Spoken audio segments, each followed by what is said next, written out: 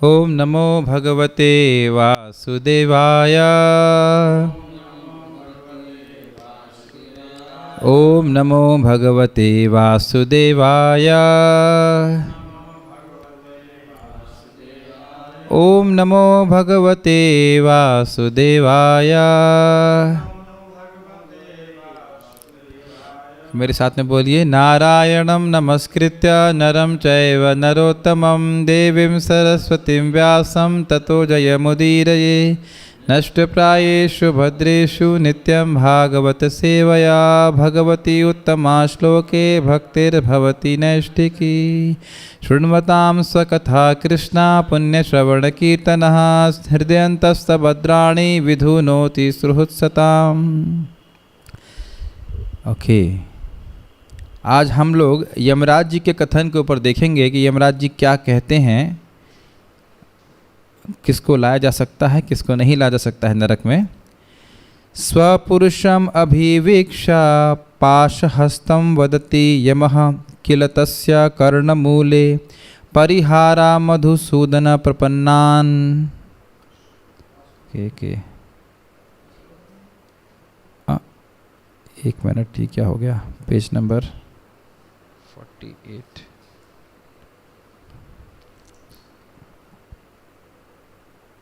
Yes, प्रभुर अहम अन्य नृणाम न वैष्णवानाम।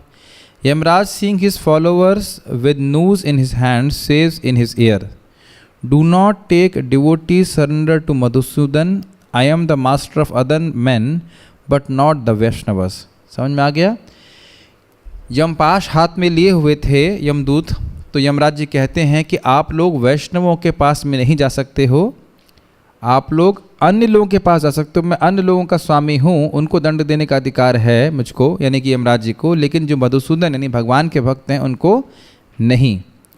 यानी भगवान के भक्तों को जो भी दंड मिलना चाहिए, कुछ भी होना चाहिए, वो उस व्यवस्था कौन करते हैं? भगवान करते हैं, ताकि उनके हृदय का शुद्धिकरण हो। उनको नरक नहीं लेके जा सकते।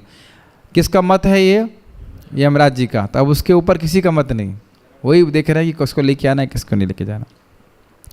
ये भागवत, उसके बाद भागवतम का श्लोक है, ते देव सिद्ध परिगीत पवित्र गाथा ये साधव समदृशो भगवत प्रपन्नाः तानोपसीदत हरेर गदयाभिगुप्तां नैषां वयं न च वयः प्रभवाम दंडे।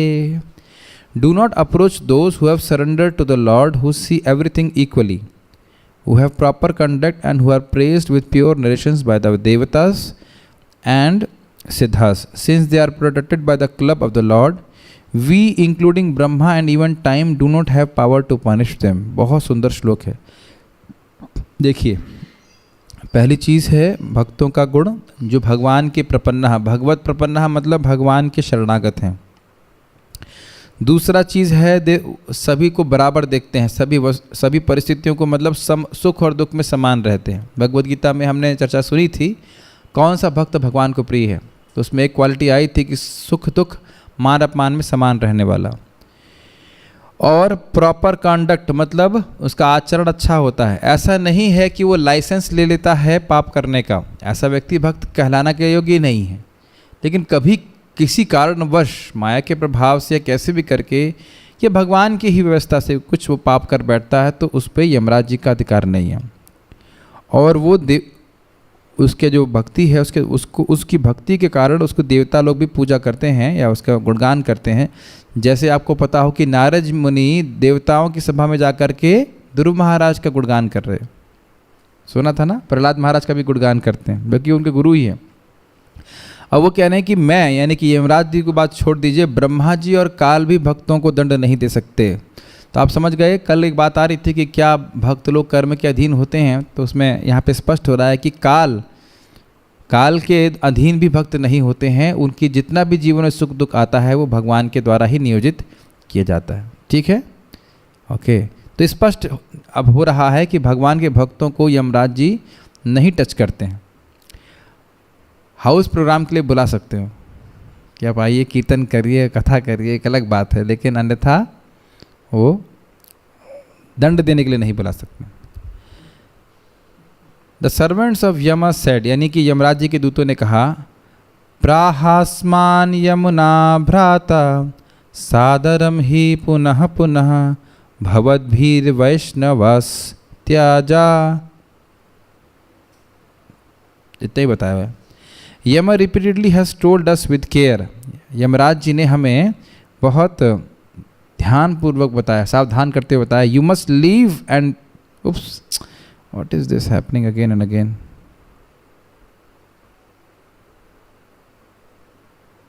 एक minute, you must leave the Vaishnavas, Padma Purana में बात बोल रहे हैं। तो यमदूतों ने, यमदूत आपस में बात कर रहे होंगे, उन्होंने स्पष्ट बोल रखा है कि ये हम वैष्णवों को स्पर्श नहीं करना है, ये हमें यमराज जी ने बता दिया। Moreover the Lord himself says, न हि अंगोपक्रमे ध्वांसो मद्धर्मस्योध्वानपि मया व्यवसितः सम्यन निर्गुणत्वात् अनाशिषः। ओ Uddhav, because I have personally established it, this process of Nishkam Bhakti is beyond the gunas. Even by starting and not completing the process, there is no destruction of result. Srimad Bhagavatam. Thus, since even the sprout of bhakti is imperishable, unaffected by sin, and always productive, a person will definitely take birth only in order that bhakti bears leaves and fruit in the future, and not because of temporary sin and piety. बहुत सुंदर बात है। ये बात मैंने एक भक्त को समझा रहा था अभी पिछली भरतपुर में क्लास में देते हुए, कि एक बार निष्काम भक्ति का जो प्रक्रिया है वो शुरू हो जाती है, तो अगर भक्त किसी प्रभाव से, माया के प्रभाव से गिर जाता है, उसके पाप हो जाता है, तो उसके पाप से जो उसकी भक्ति है वो प्रभावित नहीं होती है। तो देखिए स्पष्ट रूप से यहाँ पे प्रमाण आ रहा है, अर्थात बाह्य रूप से अगर उसे कुछ प्रमाण पाप हो भी जाता है, फिर भी भगवान के प्रति जो उसका अनुराग है वो समाप्त नहीं होता है। जैसे कि एक छोटी सी कथा मैं बताऊंगा इस संबंध में। एक व्यक्ति थे, वो रंगनाथ जी के लिए फूल उगाते थे, सुना आपने कथा? माली थे, वो बहुत प्रेमी भक्त थे। तो वो बहुत अच्छे भक्त थे। तो एक वैश्या की दूसरी वैश्या से होड़ लगी कि इसका पतन कराना है। तो वाकई उस वैश्या ने जाकर के किसी तरह से जाल में फंसा लिया और उनका पतन हो गया, उसके प्रति आसक्त हो गए। तो फिर भगवान रंगनाथ जी अपने भक्त को अपनी सेवा में वापस लाने के लिए कुछ अरेंजमेंट करते हैं। पूरी लीला तो मुझे याद नहीं है, लेकिन फिर से भगवान व्यवस्था करते हैं ताकि वो भक्त उनकी सेवा में आ जाए। वो चोर पकड़ लेते हैं उनको, सॉरी चोर नहीं, वैश्या को कुछ चोरी का सोना लेके आता है, ऐसा कुछ कुछ होता है। उसके बाद फिर वो उनको जेल में डाल दिया जाता है, फिर वो भगवान की सेवा में आ जाते हैं। तो कहने का अर्थ है कि एक बार जो निष्काम भाव से भगवान कृष्ण की सेवा करना शुरू कर देता है, अगर वो पूर्ण नहीं भी कर पाता, फिर भी उसके भक्ति पे पाप और पुण्य का कोई प्रभाव नहीं पड़ता है। तो इसलिए इसी कारण से यमराज जी उसको टच नहीं करते उसके। इसीलिए आपको याद आ रहा है अजामिल के केस में जो उसके पाप थे उसको कंपेयर किया जा रहा था कि एक सांप है जिसके दांत ना हो। तो दांत नहीं हुआ, ऐसे मारेगा भी तो खाली ऐसे प्रभाव से, मतलब हल्का हल्का फुसफुस लगेगा, उसके होठ का स्पर्श मात्र होगा, लेकिन कुछ जहर नहीं जाएगा। आप मेरी बात समझ रहे हैं? तो उसी प्रकार से कोई भक्त हैं जो निष्काम भावना से भगवान की सेवा करना चाहते हैं या कर रहे हैं, उनसे अगर किसी वर्ष कोई पाप हो जाता है तो उसका उनकी भक्ति पे कोई प्रभाव नहीं पड़ता। ये बात समझ में आ रही है? न कर्म। हाँ, और एक और अमेजिंग बात है कि उसके बाद भी भक्त को जन्म क्यों लेना पड़ता है, तो यहाँ बता रहे हैं कि क्योंकि उसकी भक्ति पूर्ण नहीं हुई है, तो भक्ति का फल चखने के लिए, भक्ति का फल है क्या? प्रेम। तो प्रेम को चखने के लिए वो अगला जन्म लेता है, ना कि पाप और पुण्य के कारण। समझ में आ गया? क्या समझ में आया? भक्त जन्म क्यों लेता है? माइक पे बताइए, माइक दीजिए इनको, ये समझना जरूरी है। भक्त जन्म क्यों लेगा? मान लो उसने भक्ति करना शुरू किया निष्काम भावना से और पूर्ण नहीं हो पाया, तो क्यों जन्म लेगा? पाप किया था इसलिए जन्म लेगा? हाँ हाँ, जैसे कोई लता है, आपने लता का बीज बो दिया, तो अब लता तो उग रही है, तो अब लता का फल आने में या फूल आने में कुछ समय लगेगा ना। तो वो समय ही, जो समय लगना है उसकी वजह से उनको जन्म लेना पड़ेगा। यस, दूसरे शरीर को प्राप्त करेगा, फिर वहाँ से भक्ति शुरू हो जाएगी। आप देख सकते हैं इस्कॉन में कितने सारे भक्त हैं जिनका जीवन बहुत पापमय रहा था भक्ति में आने से पहले, लेकिन जब भक्ति में आते तो बड़ी तीव्रता से भक्ति करने लगते हैं। तो क्या कारण है? पिछले जन्म में जो भक्ति करी थी वो कुछ भी कारण से कुछ कुछ समय के लिए कवर्ड हो गई, फिर वो जागृत हो जाती। तो भक्ति के जो लता है, भक्ति के जो क्रेडिट्स हैं, वो कभी भी पाप और पुण्य से बाधित नहीं होते हैं। इसलिए बड़ा शक्तिशाली प्रोसेस है। क्यों? क्योंकि एक बार आपने भक्ति शुरू कर दी तो भक्ति अब कंप्लीट होके ही मानेगी।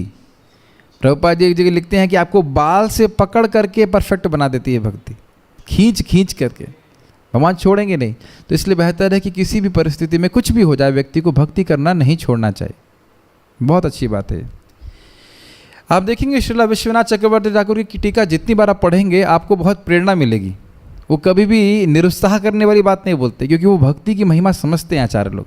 और यही चीज़ आप प्रभुपाद जी के लेक्चर और उनकी पुस्तकों में भी देखेंगे। और जब भी आप पढ़ेंगे तो प्रभुपाद जी जो है आपको प्रोत्साहन देंगे, क्योंकि वो भक्ति की महिमा को समझते हैं। न कर्म बंधानाम जन्म वैष्णवानाम च विद्यते, the worshippers of Vishnu do not have birth due to karma. अब आपके क्लियर हो गया, आ गया ना? कल आप बोल रहे थे ना कर्म कैसे होता है, तो देखिए स्पष्ट रूप से कोट कर रहे हैं कि भक्तों का जन्म कर्म के अनुसार नहीं, भगवान की इच्छा से होता है। इस संबंध में गोप कुमार जब भगवान के धाम पहुंचते हैं तो भगवान कहते हैं कि मैं प्रतीक्षा कर रहा था कि किस जन्म में तुम मेरी तरफ उन्मुख होगे। भगवान गोप कुमार को बोलते हैं कि मैं हर जन्म में प्रतीक्षा कर रहा था कि तुम इस जन्म में तो शायद मेरा नाम लोगे, इस जन्म में तो मेरा भजन करोगे, हर जन्म में तुम मुझको भूलते चले गए। तो इस इच्छा की वजह से, ये इच्छा ने मुझको एक बंदर की तरह नचाया। तो मैं सोच रहा था कैसे मैं कर्म के सिद्धांतों को ना काटूं जिनका मैंने खुद ही विधान किया है, और तुमको अपने पास भी लेके आ जाऊं। लेकिन जब तुम नहीं मेरी तरफ उन्मुख हुए तो मुझसे रहा नहीं गया और मैंने तुम्हें गोवर्धन में जन्म दिया। तो आप देख रहे हैं भगवान अपने भक्त को कर्म के अनुसार नहीं, वो अपनी इच्छा के अनुसार जन्म देते हैं। हाँ, उसके बाद फिर वो उनको भगवान ही स्वयं गुरु के रूप में आते हैं, जयंत नाम से उनको मंत्र दीक्षा देते हैं ऐसे करके। वो तो लंबी कथा है, लेकिन कहने का अर्थ यह है कि भगवान का बहुत आग्रह है कि हम लोग भक्ति करें, भजन करके उनके पास पहुंच जाएं भक्ति करने के लिए। तो जो वैष्णव हो जाते हैं, भक्ति करने लग जाते हैं, उनका जन्म भगवान के नियोजन से होता है। ठीक है। Thus, after the destruction of sin and offenses by chanting the name which is caused by impressions of previous bhakti, persons attain the Lord by the mercy of Bhakti Devi। यानी कि जैसे जैसे आगे के जन्मों में उनके अपराध नष्ट हो जाएंगे, वो भक्ति करते रहेंगे, भक्ति देव के प्रभाव से वो भगवान की प्राप्ति कर लेंगे। तो ये कर्म के अनुसार नहीं है जन्म। इसको ऐसे समझिए, कभी आप लोग कैचम कैच खेले हैं? बॉल मैं फेंकूंगा, आप कैच करेंगे, और एक गेम होता है जिसमें बॉल हम दीवार में फेंकते हैं और दीवार से लौट के वापस आती है। तो अगर आप बॉल को दीवार पे फेंकते हो तो एक नियम है जिसके अनुसार बॉल वापस आएगी। अगर आपने फिजिक्स पढ़ी हो तो उससे आप देख सकते हो, समझ सकते हो कि एक बॉल एक अगर इस एंगल पे लड़ी है तो उस एंगल पे वापस आएगी और इतनी दूर गिरेगी। समझ में आ रहा है? इससे कहते हैं कर्म का सिद्धांत। आपने ये कर्म किया है, इसके अनुसार ये फल मिलेगा और ये मिलेगा ही। लेकिन जब हम कैचम कैच खेलते हैं तो मैं आपकी तरफ बॉल फेंक रहा हूँ, तो हो सकता है बॉल फेंको ही नहीं है, वापस आपने बॉल पकड़ लिया। और हो सकता हो ऐसे फेंके कि कस के आए या धीरे आए या लेफ्ट में जाए राइट में जाए। आप मेरी बात समझ रहे हैं? तो जब भगवान कृष्ण को हम कर्म समर्पित करते हैं तो भगवान अपने हिसाब से देखते हैं कि इस जीव के लिए क्या अच्छा है। दुख देना अच्छा है तो दुख देंगे, और ज़्यादा भी दे सकते हैं, वो कुछ भी कर सकते हैं। ज़्यादा का अर्थ है, मान लो हमें उस कर्म को भोगने के लिए 100 जन्म लगता, तो वो एक सारा कंप्रेस करके दे सकते हैं, कम कर सकते हैं, वो जो इच्छा वो कर सकते हैं। तो जो भक्त के जीवन में सुख दुख है वो भगवान के प्रबंधन से, आयोजन से आता है। इस चीज़ को जो व्यक्ति देखता है और हर सुख दुख में भगवान की कृपा का अवलोकन करता है, वो भगवान के धाम जाने के योग्य बन जाता है। किसी को याद आ रहा है श्लोक? तत्तेनुकंपाम सुसमीक्ष माना। सुसमीक्ष माना हर बढ़िया से देखता है, सुख दुख में भगवान की ही कृपा। तो ऐसा व्यक्ति भगवान के धाम जाने के योग्य हो जाता है। तो एक और इंटरेस्टिंग बात है कि भगवान उसको दुख भी मान लो दे भी रहे हैं, तो भी अंदर से वो चेतना दे रहे हैं जिसके द्वारा भगवान के धाम चला जाएगा। क्या चेतना? कि ये कृष्ण की कृपा से मुझे दुख मिल रहा है। ठीक है। न वै जनो जातु कथञ्चनाव्रजेन् मुकुन्द सेव्यान्वयद् अंगसंसृतिं स्मरन् मुकुन्दाङ्घ्रि उपगूहनं पुनर्विहातुमिच्छेन रसग्रहो जनाः. Oh, the person who serves Mukunda will never under any condition return to the material world, unlike practitioners of other processes. Remembering the embrace of the Lord's lotus feet, eager for that taste he has experienced, he will not desire to give up those feet again.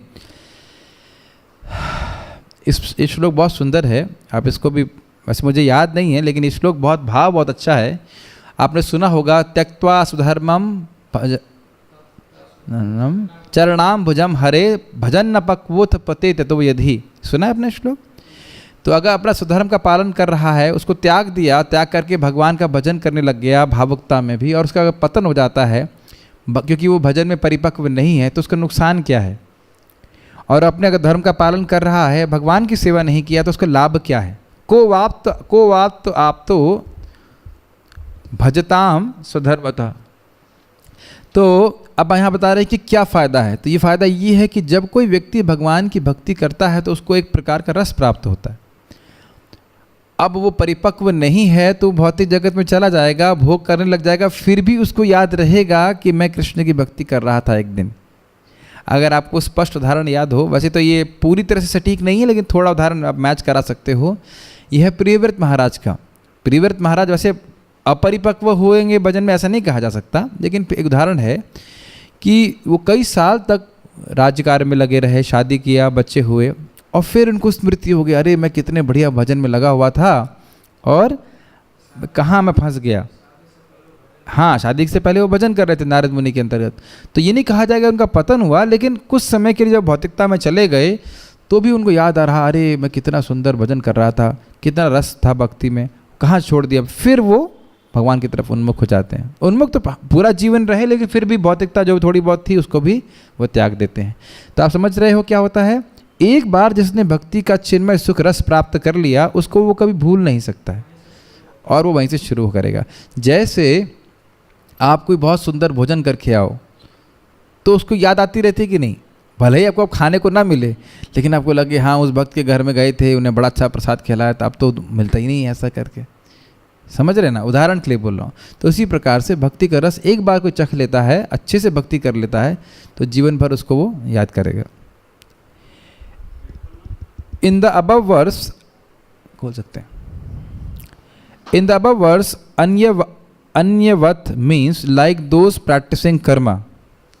The devotee will not attain the world of piety and sin, but will accept the world of happiness and distress given by the Lord.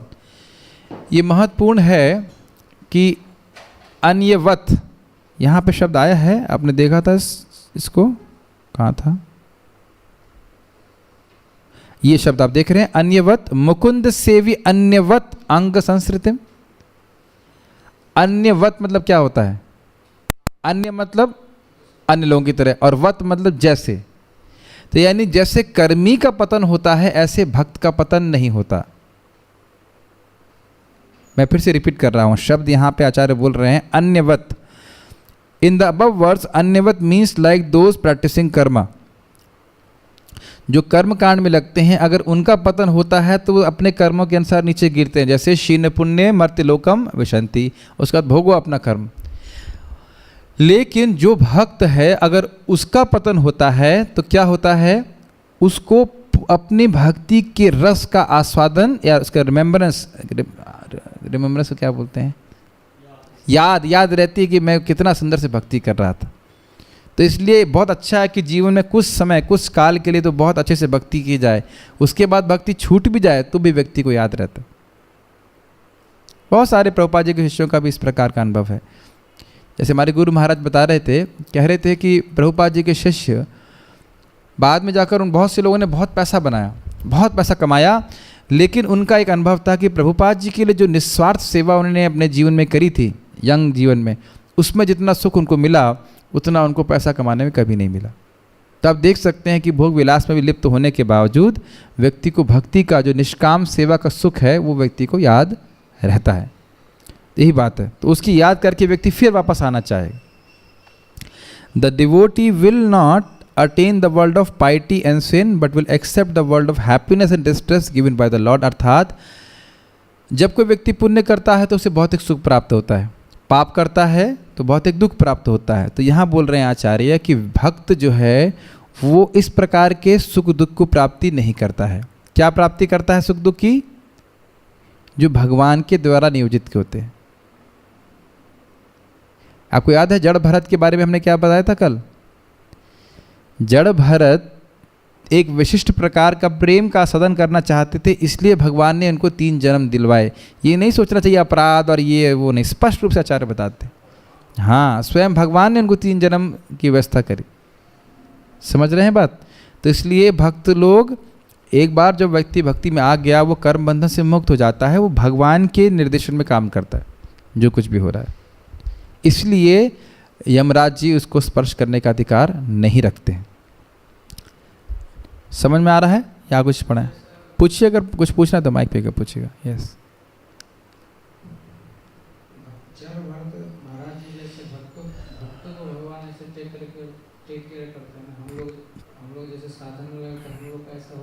अभी यही तो बात हो रही है कि अगर भजन में अपरिपक्व है तभी तो पतन होता है। तो पतन होगा तो भी उसको याद रहेगा कि नहीं मैं तो उतने से भक्ति कर रहा था। ये ध्यान देना चाहिए। आप 12-20 को पढ़ सकते हैं भगवद गीता, उसमें लिखा है ये तो धर्मामृतम इदम, कि व्यक्ति जो कोई भी व्यक्ति इस किसी भी विधि का पालन कर रहा है, अभ्यास कर रहा है, या मन को कृष्ण में लगा रहा है, या अपने कृष्ण को, अपने कर्म को कृष्ण को समर्पित कर रहा है, उन सभी से भगवान प्रसन्न होते हैं। तो इसलिए भगवान का प्रोटेक्शन पहले दिन से ही होता है, और जैसे जैसे हमारी शरणागति बढ़ती है वो और रक्षा का अनुभव भक्त कर पाता है। अब ये बात आई है कि क्या आप अजामिल हैं? अजामिल जैसा रिकॉर्ड तो नहीं है ना, किसी भी भक्त का नहीं है।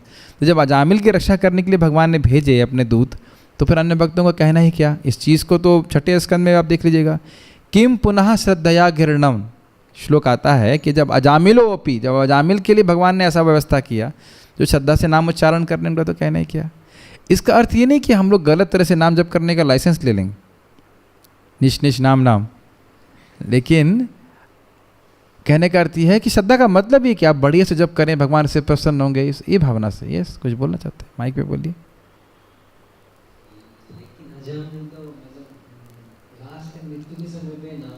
देखो हम लोग ने शुरुआत में क्या बोला था यहाँ पे, यद व्याजहारा। हम लोग ने नहीं, विष्णुदूतों ने बोला था। जब उसने पहली बार नाम बोला तभी इसके सारे पाप नष्ट हो गए थे। तो इसीलिए तभी से वो यमराज जी के चंगुल से बाहर हो गया था। इस चीज़ को हम लोग चर्चा करेंगे, 6ठे स्कंद में भी आ जाता है ये बात। यमराज जी स्वयं बोलते हैं जिसकी जीवा से एक बार भी उच्चारण हो गया है फिर उसको आप नहीं ला सकते हो। आज लेकिन इस पर मुझे एक व्यक्ति ने, हमारे भक्त ने बोला कि प्रभु जी आप बोल रहे थे कि जो श्रद्धा से नाम लेता है वही वैष्णव है। मतलब आचार्य बोल रहे थे, लेकिन महाप्रभु तो बोलते हैं कि एक नाम उच्चारण करता है जो वो वैष्णव है। तो मैंने उस श्लोक को देखा, जिसकी जीवा से एक बार विष्णु का नाम आए, कृष्ण का नाम है, तुम उसको वैष्णव मानो। लेकिन श्रील भक्ति सिद्धांत सरस्वती ठाकुर बड़ा स्पष्ट बोलते हैं कि वो वैष्णव है जो ये मानता है कि भगवान का नाम भगवान से भिन्न है।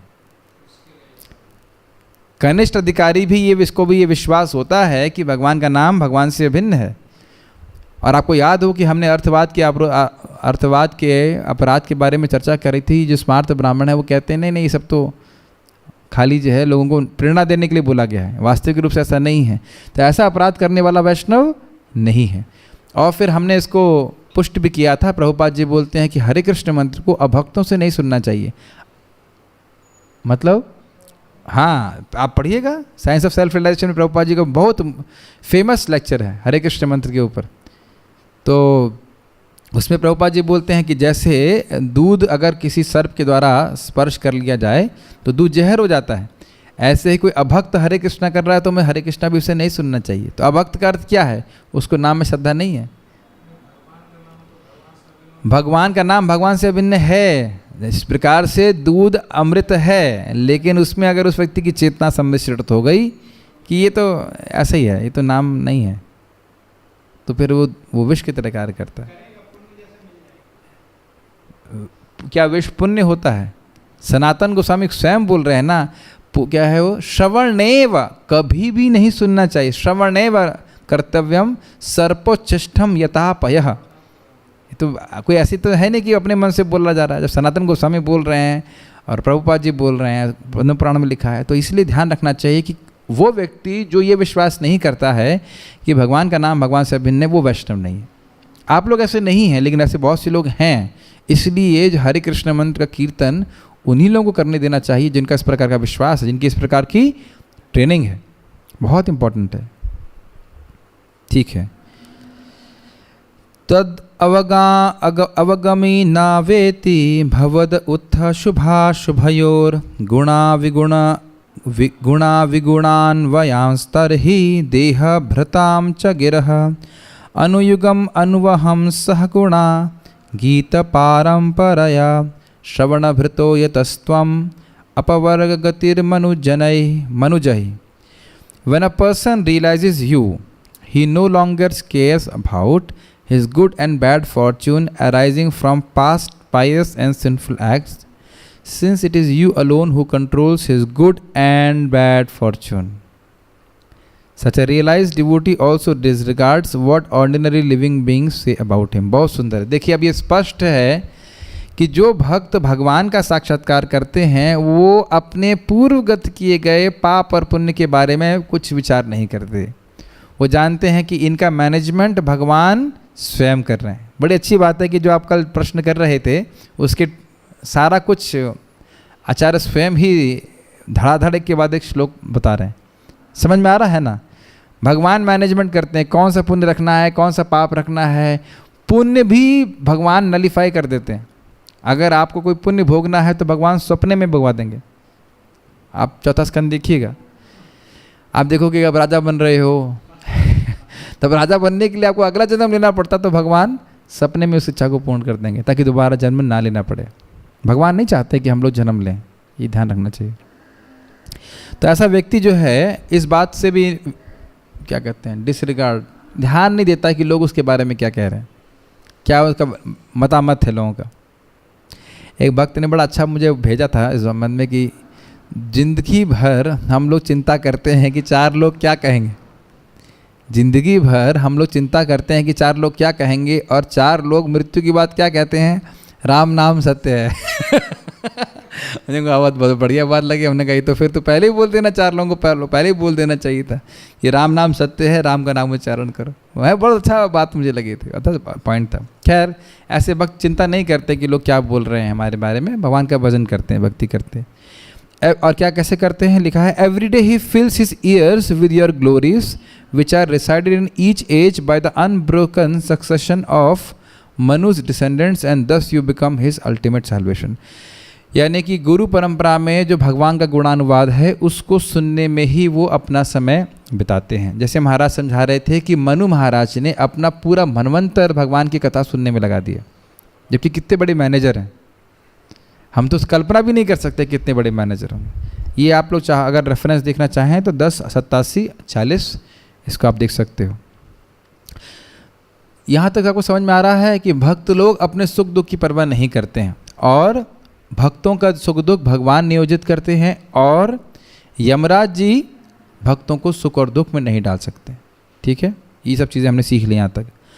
Those who have not destroyed offenses to the name will continue to experience the undestroyed effects of sin. When by increase of bhakti, by practicing it, the offenses to the name will be destroyed, the root of sin will be destroyed, and the person will immediately attain the Lord. But then, पहले इस चीज़ को समझ लीजिए। देखिए, बड़ा सुंदर इसमें सिद्धांत बताया जा रहा है कि अगर नाम के प्रति कोई अपराध रह जाता है तो व्यक्ति को पाप का प्रभाव अनुभव होता है। जो हमारे हृदय में पाप की प्रवृत्ति भी बनी हुई है उसका एकमात्र कारण है नाम के प्रति अपराध। परम पूज्य भक्ति विज्ञान महाराज भी इस बात को समझा रहे थे कि एक ही नाम से पाप और पाप करने की प्रवृत्ति नष्ट हो जाती है, लेकिन क्यों रहती है हमारे हृदय में? एक आदत हो सकती है, और दूसरा व्यक्ति कुछ अपराध करता है। तो जब अपराध करेगा तो भौतिक इच्छाओं का निर्माण होने लगता है, और कभी कभी तो जितनी भौतिक इच्छा भौतिक जगत में या भौतिक जीवन में नहीं होती, उससे अधिक हो जाती।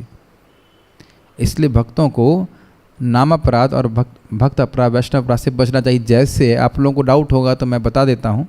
शौबारी मुनि 10,000 साल तक तपस्या कर रहे थे यहीं पास में, शौबारी मुनि।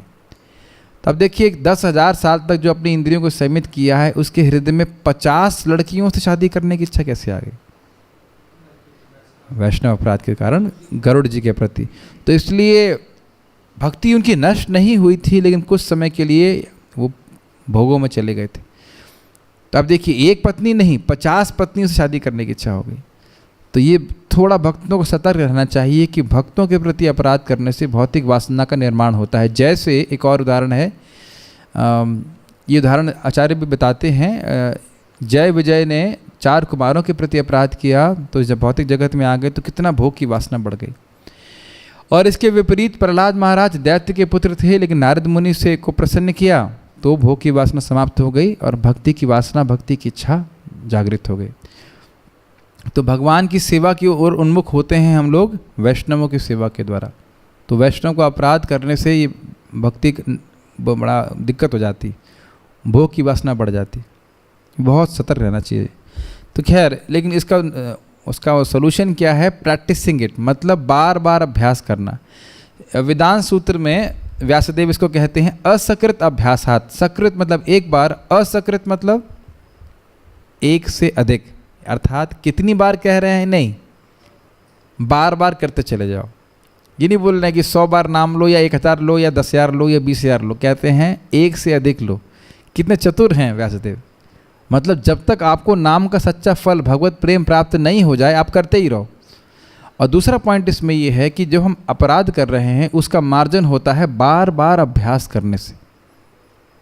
तो भक्ति देवी की कृपा होती है, क्योंकि हम ध्यान देना चाहिए कि अभ्यास से हमारी भक्ति रुकती नहीं है, थोड़ी स्लो हो जाती। जैसे ब्रेकर है, स्पीड ब्रेकर होता है तो वो हमारी स्पीड को स्लो कर सकता है, गाड़ी रोकता नहीं है। समझ रहे हैं? तो अगर अभ्यास करता रहेगा धीरे धीरे, तो फिर व्यक्ति की चेतना क्रमशः ऊपर उठती चली जाएगी और फिर वो समझ पाएगा कि मुझे किस प्रकार से बर्ताव करना चाहिए। ठीक है? और उसके बाद जैसे अपराध नष्ट हो जाएंगे, भगवान की प्राप्ति होगी। But then in order to increase the bhakti, those devotees में इवन टेक 1, 2 और 3 lifetimes to attain the lord. अगर अपराध समाप्त नहीं हुआ है तो अपराध का मार्जन के लिए और भक्ति की परिपक्व अवस्था प्राप्त करने के लिए व्यक्ति को 2-3 जन्म या जितने भी जन्म भगवान चाहें व्यक्ति को लेने पड़ सकते हैं। लेकिन इसका अर्थ फिर समझ लेना चाहिए, ये सब कौन कंट्रोल कर रहा है? भगवान कर रहा है। ये कर्म के अनुसार नहीं है। अपराध के कारण जो भी है, जितने भी जन्म लेने पड़े, वो सब भगवान के ही मार्गदर्शन में होते हैं। ठीक है? The material happiness scene in those devotees arises from the practice of भक्ति, इट इज नॉट कर्मा। क्या अर्थ है? जो भक्त के जीवन में आप भोग देख रहे हैं वो कर्मों के कारण नहीं हैं, भक्ति के द्वारा उत्पन्न होते हैं। समझ रहे हैं ना? भगवान की भक्ति करने से भोग भी मिलता है, अगर उसके हृदय में इच्छा रहती है तो भोग मिलता है, लेकिन कर्मों के अनुसार नहीं मिलते। यहाँ पे भी भगवान की ही व्यवस्था के अनुसार मिलते। माइक पे पूछ सकते हैं, क्या करें?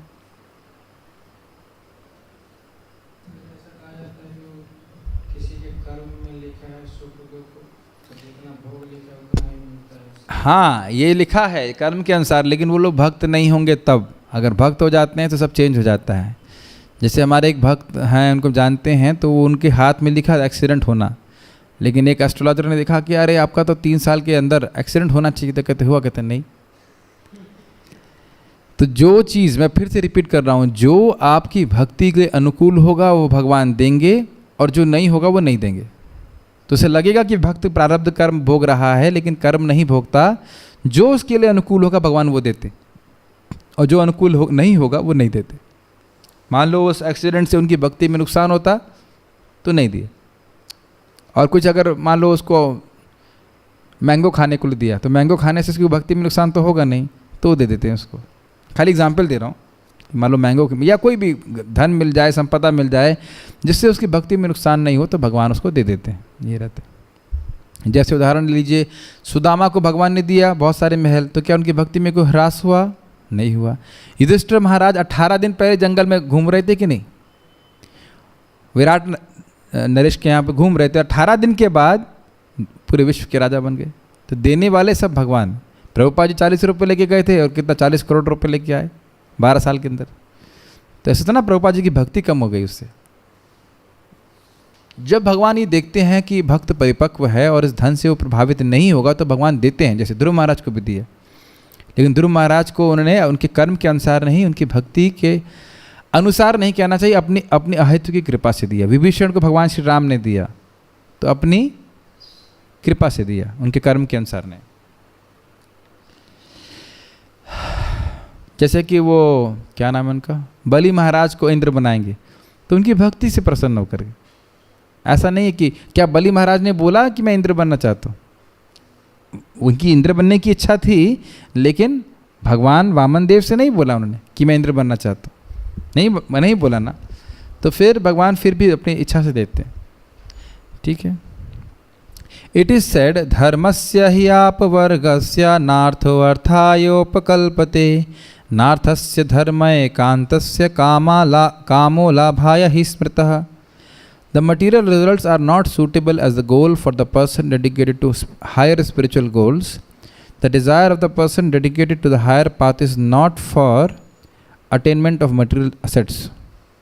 ये श्लोक को मैं समझा नहीं रहा हूँ बस, लेकिन ये बहुत महत्वपूर्ण श्लोक है, इसको हम कभी आगे चर्चा करेंगे। लेकिन यही है कि जो व्यक्ति आध्यात्मिक अनुशीलन में लगा है उसको आध्यात्मिक लाभ का उपयोग भौतिक वस्तुओं के लिए नहीं करना चाहिए। लेकिन मैं ये इसको और समझा नहीं रहा हूँ।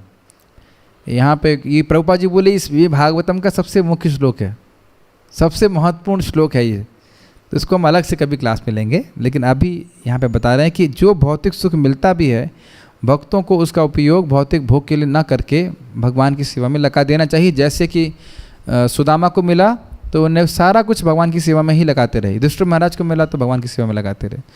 तो ये इंटरेस्टिंग पॉइंट, एक श्लोक क्यों कोट कर रहे हैं, क्योंकि भगवान के भक्तों को अगर भगवान की कृपा से कुछ भौतिक सुख मिलता है तो उनकी मति दूषित नहीं होती है, वो उसको भगवान की सेवा में ही लगाते रहते हैं।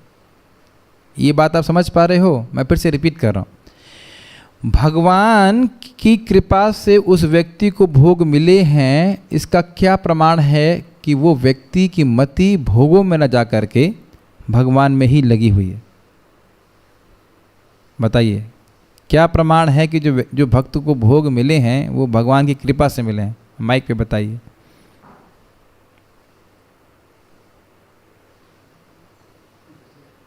जैसे नहीं, अभी मैंने बताया, पहले सिद्धांत समझाइए कि कैसे मालूम चलेगा कि भगवान की कृपा से किसी को ऐश्वर्य प्राप्त हुआ है। मैं चलो रिपीट कर रहा हूँ, मैंने इसीलिए पूछा था, याद बोलेंगे? बताइए। आपने ऑन नहीं किया माइक। हाँ, मैं आपसे उदाहरण नहीं पूछ रहा हूँ, पहले आप सिद्धांत बताइए। अहंकार नहीं आएगा, ये बहुत इंपॉर्टेंट बात है। कर्मों के अनुसार मिलेगा तो व्यक्ति फूल जाता है, लेकिन भगवान की कृपा से मिलता है तो व्यक्ति फूलता नहीं है। युधिष्ठिर महाराज है ना, सुदामा है, कोई अहंकार नहीं प्राप्त। दुख के बारे में देख लीजिए, the suffering seen in those devotees are given by the lord who is skilful at increasing the devotion of his devotee and who is like a doctor who makes a person fast and gives bitter medicine for increasing appetite. बहुत सुंदर। तो यहाँ बोल रहे हैं, ये सारा analysis इसलिए है क्योंकि भक्तों के जीवन में भी सुख दुख आते हैं, तो आचार्य यही बता रहे हैं कि क्या ये पाप और पुण्य से आता है? नहीं। कैसे भगवान के द्वारा आता है ये बता रहे हैं। तो ये बोल रहे हैं कि भक्त के जीवन में दुख क्यों आता है, ताकि उसका भगवान के प्रति प्रेम बढ़े। जैसे जड़ भरत को उन्होंने एक जीवन के लिए हिरण बना दिया, तो दुख है कि नहीं? हिरण बनना दुख है कि नहीं? कोई दुख नहीं लगता आप लोगों को? है भाई। तो अब लेकिन उनने अपनी स्मृति भी दी, और अब देख रहे हैं हिरण बनने के बाद उनकी उत्कंठा कितनी बढ़ गई। जब अगले जन्म रहा तब भी याद रहा पिछले जन्म में हिरण थे, उससे पहले वो भरत नाम के राजा थे। तो इस प्रकार से उनकी भगवान को प्राप्त करने की लालसा बढ़ गई। तो जीवन में उनके थोड़ा दुख आया, लेकिन उससे भगवान की लालसा प्रेम बढ़ गया। तो ये ऑपरेशन ठीक रहा ना भगवान का? तो इसलिए बोल रहे हैं कि कोई डॉक्टर होता है तो वो कभी कभी फास्टिंग कराता है या कोई कड़वी दवा देता है ताकि व्यक्ति भूख को रीगेन कर ले। भूख को कंपेयर किया जा रहा है भक्ति से। जैसे भूख लगने पे खाना अच्छा लगता है, ऐसे ही प्रेम होने पे भक्ति की क्रियाएं अच्छी लगती हैं। तो भक्त के जीवन में प्रेम बढ़ाने के लिए भगवान दुख देते हैं। तो क्या ये कृपा है? क्योंकि भगवान के भक्त चाहते हैं। अब भगवान ये नेक्स्ट इसमें कोट, मैं थोड़ा फास्ट जा रहा हूँ ऐसा लग रहा है, आप समझ रहे हैं? सुख आता है भगवान की कृपा से, उसका लक्षण ये है कि भक्त फूलता नहीं है, अहंकार से प्रभावित नहीं होता। और दुख से क्या होता है, दुख आने के बाद भी उसका भगवान के प्रति प्रेम बढ़ जाता है। वस्तुतः आप देखेंगे कि दोनों ही परिस्थिति में भगवान के प्रति प्रेम बढ़ रहा है, चाहे सुख हो चाहे दुख हो। इसलिए भगवत कृपा ही है। प्रभुपाद जी भगवत गीता में बोलते हैं, जब भौतिक सुख या बहुत एक अच्छी परिस्थिति होती है तो भक्त सोचते हैं भगवान की कृपा है, मैं इतनी अच्छी तरह से रह रहा हूँ और भगवान की सेवा कर पा रहा हूँ। और जब दुख आता है तो सोचता है अरे मुझे बहुत भोगना चाहिए था तो मुझे बहुत कम भोगना पड़ रहा है। तो दोनों ही सिचुएशन में जब भगवान की कृपा का अनुभव करेगा तो प्रेम बढ़ रहा है कि नहीं बढ़ रहा है? यही तो बात है ना। अगर आप हर परिस्थिति में भगवान का स्मरण कर रहे हैं, कृपा का अनुभव कर रहे हैं, तो फिर ये भगवत प्रीति का लक्षण है। और नहीं तो आप देखिए कुछ लोगों को थोड़ा सा भी कुछ कष्ट आता है, जो बाहर के लोग हैं, तो वो फिर भगवान की भक्ति करना छोड़ देते हैं। ये बहुत फेमस श्लोक है, मेरे पीछे बोलिए। यस्याहम अनुग्रहणामि हरिष्ये तद्धनम शनै ततो धनम त्यजन्त्यस्य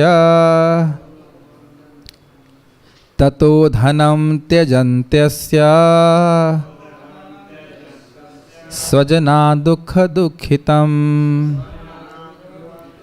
तो ये कह रहे हैं यस्या अहम अनुग्रहणामि, जिस पे मैं अपना विशेष अनुग्रह करता हूँ। ये याद कर सकते हैं, श्लोक नंबर बड़ा आसान है, 1088 1088। यही श्लोक कोट करके वो बॉल वाला एग्जाम्पल भक्त ने दिया था, जो मैंने आपको बताया था। ध्रुव महाराज प्रभु समझा रहे थे किस प्रकार से भगवान का भजन करने वाले भगवान की कृपा को प्राप्त करते हैं। तो कह रहे हैं भगवान कि जिस पे मैं अनुग्रह करता हूँ उसमें कहते हैं हरिष्ये तद धनम शनय, मैं उसके सारे धन को छीन लेता हूँ। परम पूज्य गौर कृष्ण महाराज भी इस बारे में बोलते थे ना, नारायण जिस पे कृपा करता देता 3 वरदान, क्या कहते हैं, रोगी और निर्धन करता जगत में देता जगत में होत अपमान। कि भगवान नारायण जिस पे कृपा करते हैं वो 3 प्रकार से होती है, और रोगी हो जाता है, वो निर्धन हो जाता है, और जगत में अपमान होता है। क्योंकि इन 3 वस्तुओं की वजह से व्यक्ति इस जगत में आसक्त होगा। तो उस जगत में आसक्ति को कम करने के लिए भगवान इस प्रकार से करते हैं। और क्या कहते हैं, ततो धनम तजन्तस्य, जब उसका धन नहीं रहता उसके पास, स्वजना दुख दुखितम, स्वजन जो है अब उसको प्रेम नहीं करते, और इस प्रकार के उनसे दुख प्राप्त करके वो भगवान की तरफ और उन्मुख हो जाता है, इस जगत की सच्चाई को वो देख पाता है। प्रभुपाद जी अपने बारे में बोलते थे किस प्रकार से जब उनका सारा बिजनेस वगैरह फेल हो गया और उनके जो स्वजन थे वो भी उनसे विमुख हो गए थे। हाँ यस, यही श्लोक याद किए थे कि जब उनकी फैक्ट्री जल गई थी तो ये श्लोक याद कर रहे थे कि भगवान ने कृपा करके मेरा सारी संपत्ति को हर लिया। और इस प्रकार से वो अपने जितने भी परिवार से भी विरक्त हो गए और भगवान की सेवा में पूरी तरह से निमग्न हो गए। तो इसको समझाने की ज़रूरत नहीं है, मैंने इसको समझा दिया।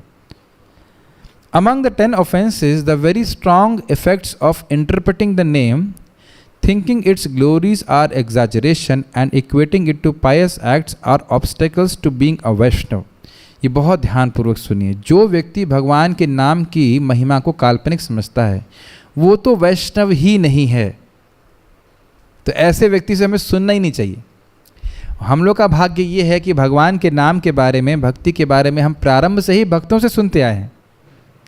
बहुत ध्यान देना चाहिए। प्रभुपाद जी से बोलते हैं कनिष्ठ भक्त को भी ये विश्वास होता है सैद्धांतिक रूप से कृष्ण भगवान हैं और उनका नाम उनसे अभिन्न है, और ऐसे व्यक्ति से सुनने के द्वारा भी व्यक्ति भक्त बन सकता है और अधिक भक्त होगा। उत्तम अधिकारी या मध्यम अधिकारी होता है तो उससे सुनने से और लाभ प्राप्त होता है। लेकिन कोई ऐसा व्यक्ति है जो कहे कि भाई भगवान का नाम, इसकी जो महिमा है ये सब काल्पनिक है, तो ये व्यक्ति वैष्णव नहीं, उसका हमें संग नहीं करना चाहिए, उसे बिल्कुल नहीं सुनना चाहिए। ठीक है, समझ में आ गया। Among the other offenses two are very strong, offending the devotees and committing sin on the strength of the chanting.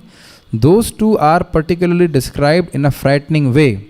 Yatah khyatim yatam katham usahate tad vigarham. How can the name tolerate criticism of those who spread the name? ये पद्म पुराण में है। नामनो बलादस्य यही पाप बुद्धिर न विद्यते तस्य यमैर ही शुद्धि। For a person who commits sin on the strength of chanting, there is no purification by the servants of Yama. There is no other means of destroying the effects of these two offenses than to continually chant the name while suffering appropriately for the offense. The effects of other offenses will be destroyed simply by continually chanting without the suffering. बहुत important points हैं, जरा ध्यान से सुनिए। एक जो व्यक्ति भगवान के नाम की महिमा को काल्पनिक समझता है तो वैष्णव नहीं है, तो यानी 8वां अपराध से तो बचना है, ये तो बिल्कुल रूल्ड आउट हो गया। अब दो मुख्य अपराध हैं, एक है वैष्णव के प्रति अपराध और दूसरा है नाम के बल पर पाप करने वाला अपराध। तो इनके लिए अगर कोई वैष्णव है, नाम पे विश्वास है और ऐसा वो अपराध करता है तो उसको थोड़ा दंड देते हैं भगवान। लेकिन बार बार जब करता रहता है तो फिर वो इन अपराधों से मुक्त होता है। बहुत ध्यान देने वाली बात है कि बाकी अन्य अपराधों की वजह से उसको कोई दंड भोगना नहीं पड़ता। मैं फिर से रिपीट कर रहा हूँ, शायद आप नहीं समझ पा रहे हैं इस बात को। 10 नाम अपराध होते हैं, उसमें से 8वां अपराध है नाम की महिमा को काल्पनिक समझना। तो वो तो फिर व्यक्ति गया, वैष्णव ही नहीं रहा, तो वो तो चलिए आप विश्वास तो करते हैं शास्त्र के अनुसार। अब बचे हमारे पास 9 अपराध। 9 अपराधों में से पहला अपराध है वैष्णवों की निंदा करना, जो नाम प्रचार में लगे हैं, नाम की महिमा का प्रचार कर रहे हैं और नाम के बल पर पाप करना। तो अगर कोई नाम के बल पे पाप करता है तो उसको दुख भोगने पड़ते हैं, लेकिन अगर वो लगातार नाम करता रहेगा तो दुख भोगते भोगते भी वो शुद्ध होता चला जाएगा। ये समझ में आ रहा है? अगर कोई वैष्णव अपराध हो जाता है या नाम अपराध हो जाता है, पाप हो जाता है, तो इसका अर्थ ये नहीं है कि व्यक्ति को नाम करना बंद करना है, लेकिन बार बार नाम करने से पाप करने की प्रवृत्ति और ये वैष्णव के प्रति अपराध करने की प्रवृत्ति भी नष्ट हो जाती है। लेकिन हमको फिर भी उसके लिए दंड भगवान की तरफ से भोगना पड़ता है, लेकिन वो भगवान पुलिस वाले की तरह नहीं मारते हैं, ये समझ में आना चाहिए। एक पुलिस वाले का झापड़ होता है, एक मम्मी का झापड़ होता है। लेकिन यहाँ पे जो प्रेरणादायक बात ये बोल रहे हैं कि अन्य अपराध जो हैं, जो बाकी अपराध हैं, वो बाकी जो भी अपराध हैं, मतलब कितने बचे? 9 में से बचे 7 अपराध। बाकी जो 7 अपराध हैं वो उनका मार्जन हो जाता है बार बार जप करने से। तो संख्या का बहुत महत्व है। बार बार हम नाम जप करेंगे तो फिर अपराधों से मुक्त हो जाएगा व्यक्ति। प्रभुपाद जी इस बारे में बोलते थे कि अगर आपको 4 नियम पालन करने में कठिनाई हो रही है तो अधिक नाम जप कीजिए। अधिक नाम जप करेंगे तो फिर अपने आप ये पाप करने की प्रवृत्ति नष्ट हो जाएगी। तो बार बार करना, बार बार बोलना, ये अपराध को मार्जन करने का एकमात्र तरीका। ठीक है, बहुत सारी इन्फॉर्मेशन दे रहा हूँ मैं, धीरे धीरे प्रोसेस करने का प्रयास कीजिए। Some people make the following proposition: those offenders of the name who are without karma and jnana and practicing bhakti with hearing and chanting but have not take initiation because they have not surrendered to the feet of a guru are still called Vaishnavas. The word Vaishnav is defined as the person who takes Vishnu as his object of worship according to Panini Sutras, and thus Vaishnavas are those who have made Vishnu the object of worship by accepting initiation, and also those who make Vishnu the object of worship simply by worship, since there is no other word to describe the two types of people. So the latter types of people also should not fall to hell. This, however, is not correct because one cannot attain the Lord easily without Guru. ये थोड़ा समझ लेना चाहिए। 2 प्रकार के लोग हैं, एक जो वैष्णव गुरु का आश्रय लेकर के, भक्ति का आश्रय लेकर के भजन करते हैं, दूसरा जो वैष्णव गुरु से दीक्षा स्वीकार नहीं करना चाहते लेकिन भक्ति का आश्रय लेकर भक्ति करना चाहते हैं। तो यहाँ कुछ लोग ये पॉइंट उठा रहे हैं कि दोनों को वैष्णव कहना चाहिए ना, दोनों को वैष्णव कहना चाहिए, क्योंकि ये तो और किसी कर्म और ज्ञान का आश्रय तो नहीं ले रहे, भक्ति का ही आश्रय ले रहे हैं, बस गुरु से दीक्षा प्राप्त नहीं किया, गुरु स्वीकार नहीं करना चाहते। तो क्योंकि और तो कोई मतलब है नहीं, और तो कोई शब्द है नहीं, इन्हें क्या बोलेंगे आप? गुरु स्वीकार नहीं किया तो क्या बोलेंगे आप इनको?